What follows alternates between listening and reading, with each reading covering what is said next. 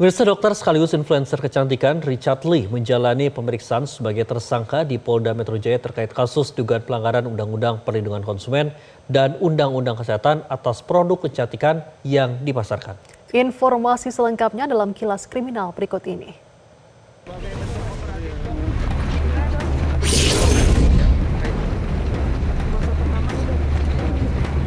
Setelah gugatan pra-peradilannya ditolak pengadilan, dokter sekaligus influencer kecantikan Richard Lee kembali menjalani pemeriksaan sebagai tersangka di Polda Metro Jaya.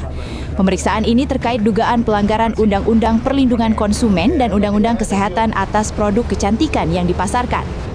Bersama kuasa hukumnya, Richard Lee tiba di gedung Ditreskrimsus Polda Metro Jaya dan langsung menjalani pemeriksaan.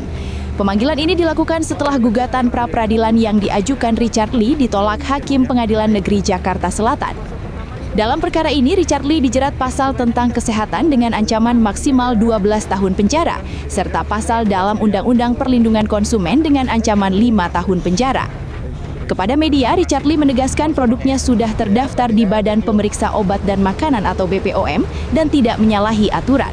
Richard Lee memastikan akan kooperatif dalam pemeriksaan lanjutan ini dan siap memberikan keterangan kepada penyidik.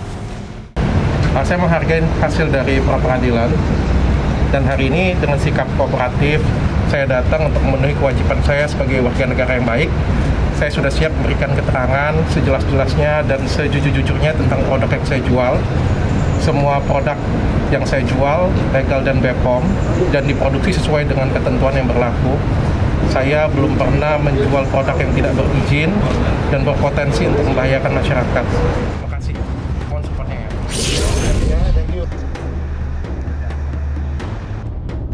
Tim kuasa hukum Roy Suryo CS secara tegas menolak mengajukan penghentian penyidikan atau S3 dalam kasus dugaan ijazah palsu Joko Widodo. Pihaknya justru menantang pembuktian terbuka di persidangan dan mendesak penyidik untuk melakukan uji laboratorium forensik independen guna memastikan keaslian dokumen tersebut.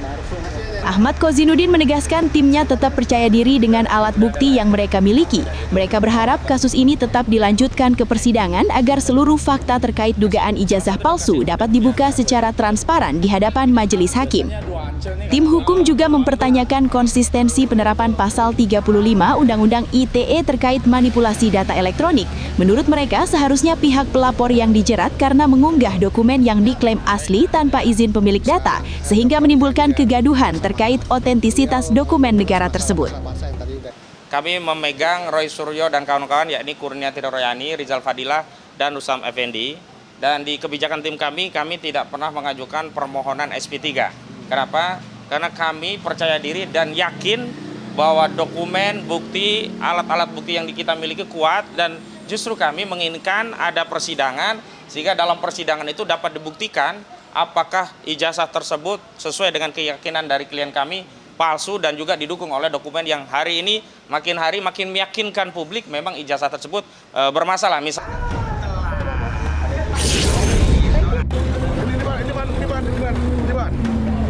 Dirtipidana Narkoba Bareskrim Polri menggagalkan aksi peredaran narkotika jenis heroin di Kabupaten Asahan, Sumatera Utara. Sebanyak 15 kg heroin disita polisi.